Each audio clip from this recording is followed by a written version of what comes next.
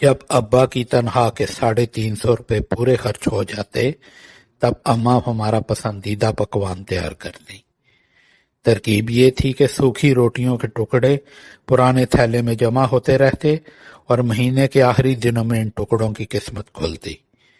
پانی میں بھگو کر نرم کر کے ان کے ساتھ 1-2 مٹھی بھر بچی ہوئی دالیں سل بٹے پر پسے ہوئے مسالے کے ساتھ دیچکی میں ڈال کر پکنے کے لیے چھوڑ دیا جاتا، حتیٰ کہ ایک مزیدار سا حلیم تیار ہو جاتا اور ہم سب بچے وہ حلیم انگلیاں چاٹ کر ختم کر جاتے۔ اماں کے لیے صرف دیچکی کی تہہ میں لگے ہوئے کچھ ٹکڑے ہی بچتے۔ اماں کا کہنا تھا کہ کھرچن کا مزہ تم لوگ کیا جانو، اور اماں ایسی سوگڑ تھیں کہ ایک دن گوبھی پکتی اور اس کے اگلے دن اسی گوبھی کے پتوں اور ڈنڈلوں کی سبزی بنتی، اور یہ کہنا مشکل ہو جاتا کہ گوبھی بھی زیادہ مزیدار تھی یا اس کے ڈنڈلوں کی سبزی۔ اماں جب بھی بازار جاتی تو غفور درزی کی دکان کے کونے میں پڑی کترنوں کی پوٹلی بنا کر لے آتی۔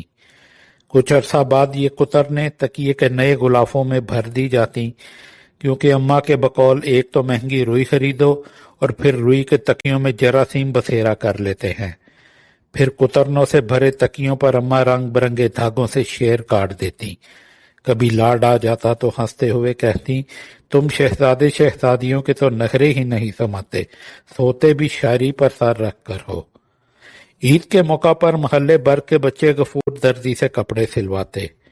ہم ضد کرتے تو اماں کہتی، وہ تو مجبوری میں سلواتے ہیں، کیونکہ ان کے گھروں میں کسی کو سینہ پرونا نہیں آتا، میں تو اپنے شہزادے شہزادیوں کے لیے اپنے ہاتھ سے کپڑے سیوں گی۔ جمعۃ الوداع کے مبارک دن ابا لٹھے اور پھولدار چھینٹ کے 2 آدھے آدھے تھان جانے کہاں سے خرید کر گھر لاتے۔ لٹھے کے تھان میں سے ابا اور تینوں لڑکوں کے، اور چھینٹ کے تھان میں سے دونوں لڑکیوں اور اماں کے جوڑے کٹتے۔ پھر اماں ہم سب کو سلانے کے بعد سحری تک آپا نصیبن کے دیوار ملے کوارٹر سے لائی گئی سلائی مشین پر سب کے جوڑے سیتی۔ آپا نصیبن سال کے سال اس شرط پر سلائی مشین دیتی کہ ان کا اور ان کے میاں کا جوڑا بھی اماں سی کر دیں گی۔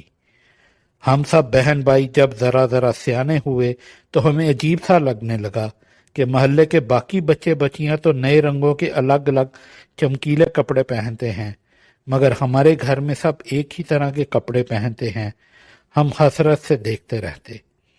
بندر یا ریچھ کا تماشا بھی اکثر مفت ہاتھ آ جاتا، اور اوپر نیچے جانے والا ایک گول جھولے میں بیٹھنے سے تو ہم سب بہن بھائی بہت ڈرتے تھے، اور اس کا ٹکٹ بھی مہنگا تھا۔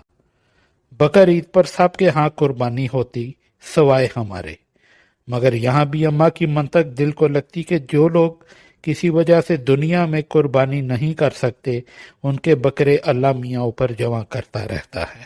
جب ہم اوپر جائیں گے تو ایک ساتھ سب جانور قربان کریں گے انشاءاللہ۔ ایک دفعہ گڑیا نے پوچھا کہ اماں کیا ہم جلدی اوپر نہیں جا سکتے؟ ہر سوال پر مطمئن کر دینے والی اماں چپ سی ہو گئیں اور ہمیں صحن میں چھوڑ کر اکلوتے کمرے میں چلی گئیں۔ ہم بچوں نے پہلی بار سسکیوں کی آوازیں آتی سنی، مگر جھانکنے کی ہمت نہ ہوئی۔ سمجھ میں نہیں آیا کہ آخر گڑیا کی بات پر رونے کی کیا بات تھی۔ کوئی 6-7 ماہ بعد ایک دن اماں باورچی خانے میں کام کرتے کرتے گر پڑی۔ ابا نوکری پر تھے اور ہم سب اسکول میں۔ گھر آ کر پتہ چلا کہ آپا نصیبن اماں کی چیخ سن کر دوڑی دوڑی آئیں اور پھر گلی کے نکر پر بیٹھے ڈاکٹر محسن کو بلا لائی۔ ڈاکٹر صاحب نے کہا کہ اماں کا دل اچانک ساتھ چھوڑ گیا ہے۔ تدفین کے بعد ایک روز گڑیا نے میرا بازو زور سے پکڑ لیا اور یہ کہتے ہوئے پھوٹ پڑی کہ خود تو اوپر جا کر اگلی عید پر اماں اکیلے اکیلے بکرے کاٹیں گی اور ہمیں یہاں اکیلا چھوڑ گئیں۔